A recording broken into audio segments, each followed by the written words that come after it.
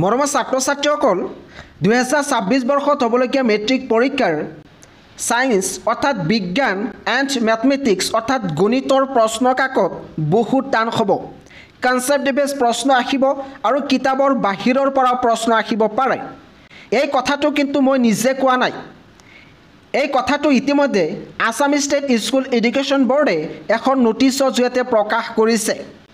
এই বছৰ কিন্তু বহু সংখ্যক ছাত্ৰ-ছাত্ৰীয়ে মেট্ৰিক পৰীক্ষাত ফেল কৰিছে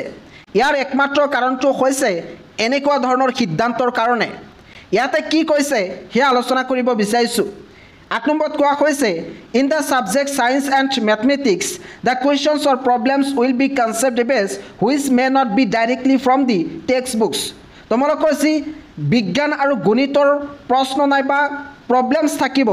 সেই কোৱেশ্চনছবোৰ ডাইৰেক্ট কিতাপৰ পৰা নাহিব পাৰে ইয়াতে কিন্তু কৈছে which may not be directly from the text books অৰ্থাৎ সেইবোৰ ডাইৰেক্টলি কিতাপৰ পৰা নাহিব পাৰে তাৰ পিছত ইয়াতে কোৱা হৈছে even questions from examples and reference may be included in question papers তোমালোকৰ যি ফাইনাল কুৱেশ্যনছ পেপাৰ থাকিব তাত কিন্তু কিতাপৰ এক্সাম্পল নাইবা ৰেফাৰেন্সৰ পৰাও প্ৰশ্ন দিব পাৰে কেৱল মাত্ৰ কিতাপৰ লিমিটেড প্ৰশ্ন চালে নহব প্ৰশ্ন মুখস্থ কৰিলে নহব কিতাপৰ যিবোৰ এক্সাম্পল আছে নাইবা ৰেফাৰেন্স আছে সেইবোৰ কিন্তু এই বছৰ পঢ়িব লাগিব সেইবোৰৰ পৰা 2026 বৰ্ষত হ'বলগীয়া মেট্ৰিক পৰীক্ষাত প্ৰশ্ন আহিব পাৰে তাৰ পিছত কোৱা হৈছে in some cases the MCQs may warrant summations calculations only তোমালোকৰ যি এমসিকিউ থাকিব তাত কিন্তু সামেশনস নাইবা ক্যালকুলেশন অৰ্থাৎ দীঘলীয়া ধৰণৰ প্ৰশ্ন আহিব পাৰে এটা এমসিকিউ কৰোতে 1 মিনিট সময় লাগে কিন্তু সায়েন্স নাইবা ম্যাথমেটিক্সৰ এমসিকিউ কৰোতে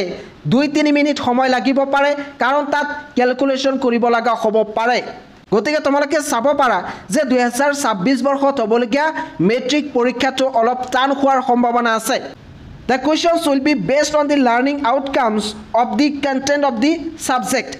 এখন সাবজেক্টত কি কন্টেন্ট আছে অৰ্থাৎ কি লেসনস আছে তাৰ ওপৰত বেস কৰি বিভিন্ন ধৰণৰ কনসেপ্ট বেস প্ৰশ্ন আহিব পাৰে ইতিয়াৰ পৰা কেৱল মাত্ৰ কিতাপৰ প্ৰশ্নবোৰ চালে নহব কিতাপৰ প্ৰতিটো লাইনৰ পৰা প্ৰশ্ন আহিব পাৰে কাৰণ ইয়াতে কনসেপ্ট বেসৰ কথা কৈছে অৰ্থাৎ কনসেপ্ট বেস হ'ব আৰু সেইবোৰ ডাইৰেক্ট কিতাপৰ পৰা নাহিব পাৰে ইয়াতে কিন্তু কৈছে which may not be directly from the text book অৰ্থাৎ সেইবোৰ কিতাপৰ পৰা নাহিব পাৰে গতিকে এই বছৰ তোমালোকে সাৱধান এই বছৰ কিন্তু পৰীক্ষাটো অলপ টান হোৱাৰ সম্ভাৱনা আছে 2026 বৰ্ষত হ'বলগীয়া মেট্ৰিক পৰীক্ষাৰ বিষয়ে প্ৰতিটো মুহূৰ্তৰ খবৰ পাবলৈ একমাত্ৰ আসাম পিচ নিউজ 3 এই চেনেলটো সাবস্ক্ৰাইব কৰি থৈ দিবা